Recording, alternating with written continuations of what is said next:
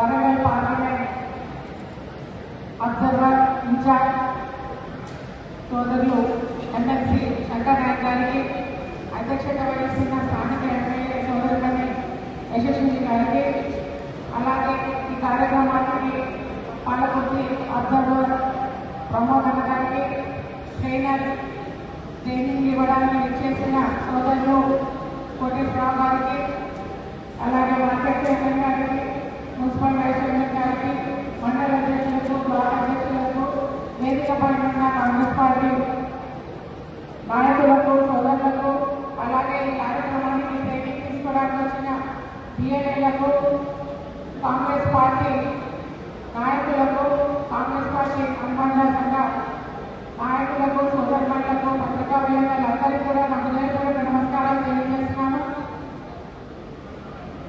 ఈరోజు బిఎల్ఏల ట్రైనింగ్ అనేది ఎంత అవసరం అనేది మనమందరం కూడా చర్చించుకోవాల్సిన అవసరం ఉంది. గతంలో ఎన్నడూ కూడా బిఎల్ఏలకు ట్రైనింగ్ ఇవ్వలేదు. ఈసారి ఎందుకు ఇస్తున్నారు అనేది అందరూ కూడా ఈ విషయాన్ని చాలా ఇంపార్టెంట్గా తీసుకోవాల్సిన అవసరం ఉంది.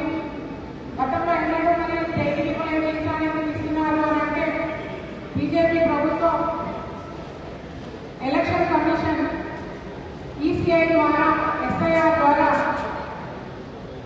దొంగ ఓట్లను, అంటే వాళ్ళకు అనుకూలంగా ఉన్న ఓట్లు ఉండి ఏంటంటే కాంగ్రెస్ పార్టీకి సంబంధించిన ఓట్లను తొలగించే విధంగా వాళ్ళు ఎస్ఐఆర్ కార్యక్రమాన్ని తీసుకోవడం జరుగుతుంది.